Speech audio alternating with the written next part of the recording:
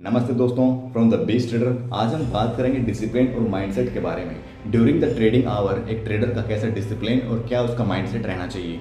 देखिए, जब market range में चलती है, जैसा कि अब जो 25 सितंबर 2024 से कुछ दिन पहले से जो मार्केट है वो एक रेंज में और एक छोटा सा मूवमेंट दे रही है, फिर नीचे आ रही है, लेकिन प्राइस में इतना कोई मूवमेंट नहीं आ रहा है। अगर आ भी रहा है तो स्पाइक के अंदर आ रहा है। तो ऐसा जब सिनेरियो चलता है और जो भी इम्पेशेंट ट्रेडर होते हैं वो क्या करते हैं, वो बार बार इसके अंदर ट्रेड लेने की कोशिश करते हैं और उनको लॉस होता है। वो फिर से ट्रेड लेते हैं, फिर लॉस होता है, क्योंकि इसमें मार्केट कहीं मूवमेंट कर ही नहीं होती है।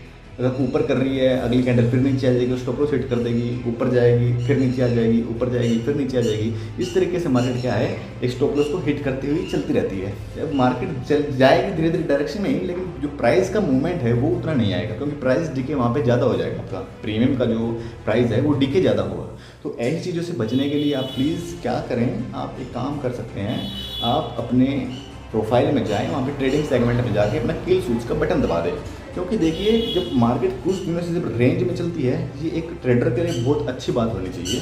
क्योंकि जब भी मार्केट उस रेंज को ब्रेकआउट करेगी या फिर ब्रेक डाउन करेगी, मार्केट एक बहुत ही अच्छा सिनेरियो देगी और उसको आपको पकड़ना होगा। लेकिन ट्रेडर क्या करते हैं, उस ब्रेकडाउन ब्रेकआउट से पहले ही इतनी ट्रेड ले लेते हैं कि अपने अकाउंट में इतने पैसे छोड़ते ही नहीं है वो कि उस टाइम पे ट्रेड ले सकें।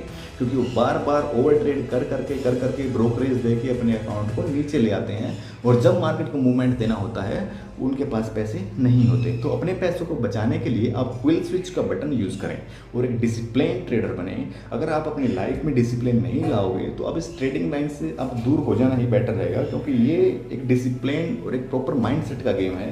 ये गैम्बलिंग नहीं है कि आप कहीं पर भी लाल कैंडल दिख रहे हो तो नीचे का ले लिया, ग्रीन दिख रही है तो ऊपर का ले लिया, ऐसा आप करें।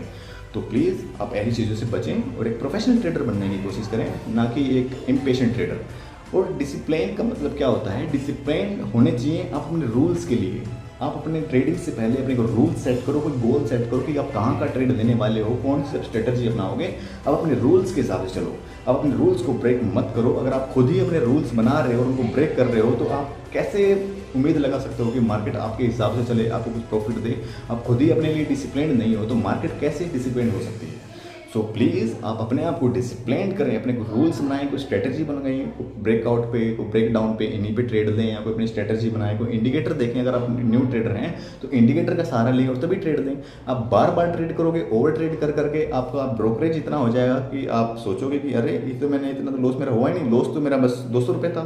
लेकिन कल आप अगर आप सेटलमेंट में देखोगे तो आपको भाई लॉस दिखा रहा है 800 रुपये, तो 600 रुपये कहाँ गए, 600 रुपये आपके ब्रोकरेज कट गए।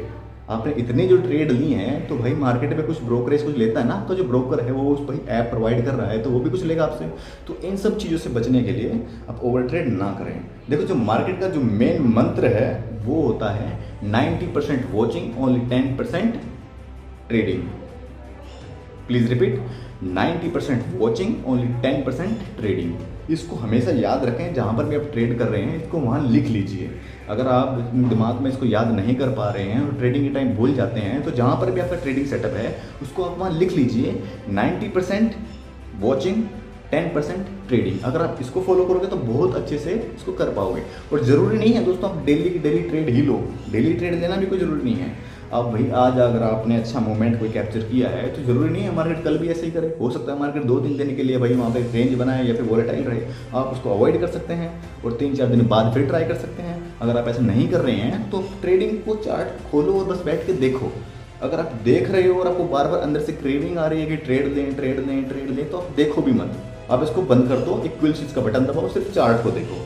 ठीक है, तो एक डिसिप्लिन ट्रेडर बहुत ही आगे जा सकता है इसके अंदर इन कंपैरिजन टू एक इम्पेशेंट ट्रेडर जो बार बार आगे अपने अपॉर्चुनिटी ढूंढता रहता है मार्केट के अंदर। हर सारी अपॉर्चुनिटी हर किसी को नहीं मिल सकती हैं, ये आप बात ध्यान से सुने। सारी अपॉर्चुनिटी हर कोई ट्रेडर उसको कैप्चर नहीं कर सकता। डिसिप्लिन बहुत ज़्यादा ज़रूरी है मार्केट के अंदर। बार बार ट्रेड ना लें, ओवर ट्रेडिंग ही सबसे बड़ा डिसिप्लिन को मेंटेन करने का तरीका है। अगर आपने ओवर ट्रेडिंग बंद कर दी तो आप समझ लेना कि आप डिसिप्लिन ट्रेडर हैं।